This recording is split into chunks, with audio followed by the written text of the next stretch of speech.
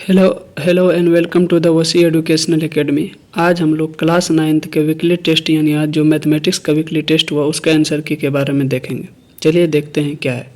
पहला ही क्वेश्चन क्या पूछा है कि निर्देशांक 4 इनमें से किस रेखा का हल है। अगर ये क्वेश्चन पूछा है तो आप जब ऑप्शन के अकॉर्डिंग चेक करते हैं तो हमारा ऑप्शन क्या हो जाता है, सी हमारा क्या हो जाता है, करेक्ट हो जाता है। अगला क्वेश्चन क्या है कि समीकरण 6kx + 12ky = 96 है का हल 2 3 है तो k का मान। अगर ये देखना है कि इसका हल कितना दिया है, 2 3 दे दिया है, तब पूछा आपका k का वैल्यू, यानी 2 का वैल्यू x के जगह पे 2 रखेंगे, y के जगह पे 3 रखेंगे, तब पता चलेगा कि अगर देखेंगे इसको जोड़ेंगे तो यहाँ से मेरा k का वैल्यू कितना निकल के आ जाएगा, 2, यानी ऑप्शन हमारा क्या हो जाएगा, बी इज करेक्ट हो जाएगा, यानी k बराबर कितना निकल के आ जाएगा, 2।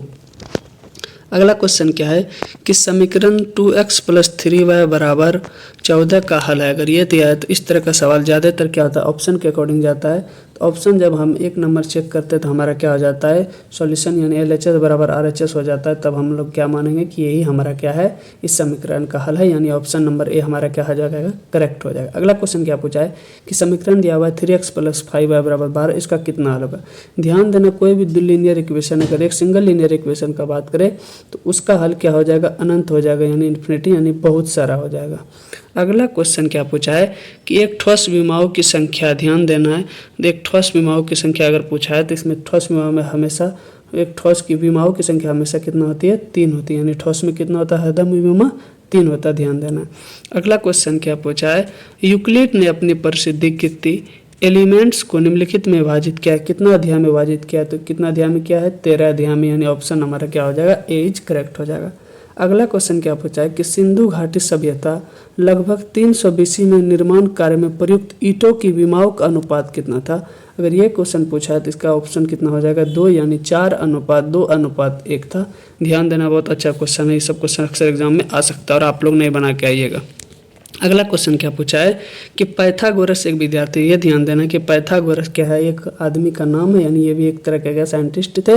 वही आपसे क्वेश्चन पूछा कि ये पाइथागोरस किसके स्टूडेंट थे, तो किसके थे, थेल्स के थे, यानी थेल्स पर में भी पाइथागोरस पर में हम लोग जानते हैं। तो वो क्या थे, पाइथागोरस क्या थे, एक विद्यार्थी थे, किसके विद्यार्थी थे, थेल्स के विद्यार्थी थे। ध्यान देना, यानी उल्टा से क्वेश्चन पूछ सकता है कि पाइथागोरस के गुरु का नाम क्या था, तो क्या था, थेल्स का, कौन था, थेल्स था। अगला क्वेश्चन क्या पूछा है, एक कोण अपने संपूरक कोण से 2 गुना है तो कोण का मान क्या है। ध्यान देना, क्या पूछा, संपूरक यानी जानते हैं क्या होता है, जिसका 2 कोणों का योगफल कितना होता है, 180 डिग्री। यहाँ क्या पूछा है, अपने संपूरक का 2 गुना। अगर यहाँ देखना ऑप्शन 120, यानी ऑप्शन नंबर ए हमारा क्या है, 120 है। इसका अगर 2 गुना करते थे यानी कितना हो जाता है, 140 है, और सॉरी 240 होता है। और आप भी जानते क्या होता है, 120 का अगर संपूरक का विभाग किया जाए कितना हो जाएगा, 240, यानी हमारा ऑप्शन नंबर ए क्या हो जाएगा, करेक्ट हो जाएगा।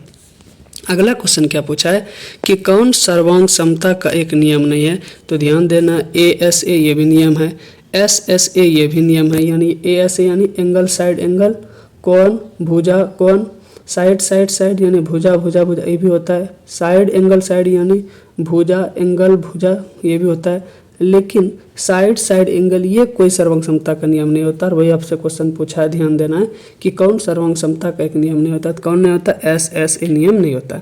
अगला क्वेश्चन क्या है, यदि 2 त्रिभुज सर्वांगसम होते हैं, यदि एक त्रिभुज की 2 भुजाएं और उनका अंतर्गत कोण दूसरे त्रिभुज की 2 भुजा और उनके अंतर्गत कोण के बराबर हो तो दोनों त्रिभुज सर्वांगसम नियम होते। ध्यान देना है, क्या पूछा है, 2 भुजा है और उसके बीच में क्या बोल रहा है, एक अंतर्गत कोण है, यानी SAS। कौन कौन एंगल लगेगा, SAS यानी साइड एंगल साइड, 2 भुजा बात किया और उनके अंतर्गत कोण, यानी 2 भुजा ये हो गया और उसके अंतर्गत कोण कौन हो गया, ए, यानी क्या है ये, SAS सर्वांग समता नियम से है, यानी ऑप्शन नंबर हमारा क्या हो जाएगा, सी करेक्ट हो जाएगा। अगला क्वेश्चन क्या है कि एंगल ABC में AB = AC है। अगर इस तरह का बात किया जाए, यानी कोई त्रिभुज है, ध्यान देना है, A और ये B है और ये C है, उसमें क्या बोला है, AB = BC है, यानी AB = BC है, और एंगल कितना बोला है, 50, B बराबर कितना है, 50 है, B बराबर कितना है, 50, यानी कौन कितना 50। तो वही आपसे क्वेश्चन पूछा है, ये कौन क्या है। तो आप भी जानते हैं कि यदि कोई 2 भुजा आपस में बराबर होता है तो उसके सामने वाला एंगल भी आपस में क्या होता है, बराबर। यानी अगर बी बराबर 50 है तो इसका मतलब सी बराबर भी कितना हो जाएगा, 50। यानी ऑप्शन हमारा भी क्या हो जाएगा, करेक्ट। अगला क्वेश्चन क्या पूछा है 13 नंबर में, त्रिभुज के तीनों कोनों का अनुपात 1:3:5 है, तो सबसे बड़े कोनों का मान ज्ञात कीजिए। आप भी जानते हैं त्रिभुज के तीनों कोनों का योगफल कितना, 180 डिग्री। टोटल अनुपात कितना है, 9, यानी कितना निकल के आ जाएगा, एक अनुपात का वैल्यू 20। और आपसे क्वेश्चन क्या पूछा है, सबसे बड़ा, यानी 20/2500, यानी ऑप्शन हमारा क्या हो जाएगा, डी इज करेक्ट।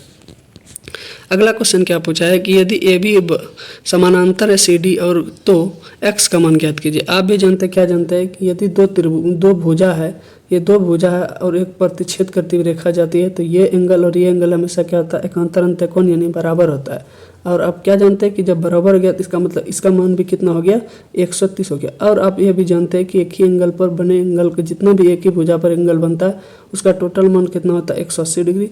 जब ये 130 डिग्री है तो बाकी बचा एक्स, तो कितना हो जाएगा, इसको अगर 180 में घटा देंगे तो मेरा आंसर कितना निकल के आ जाएगा, 50 डिग्री हमारा क्या हो जाएगा आंसर। क्यों, क्योंकि एक ही भुजा के और जितने भी एंगल बनेंगे उसका सभी योगफल कितना हो जाएगा, 180 डिग्री।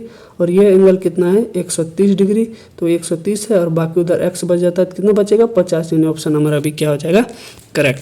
अगला क्वेश्चन क्या पूछा है कि यदि ए बी अनुपात सी डी है और ए बी समानांतर सी डी समांतर ए एफ और वाई अनुपात जेड बराबर कितना, 3:7 है, तो एक्स का वैल्यू कितना हो जाएगा।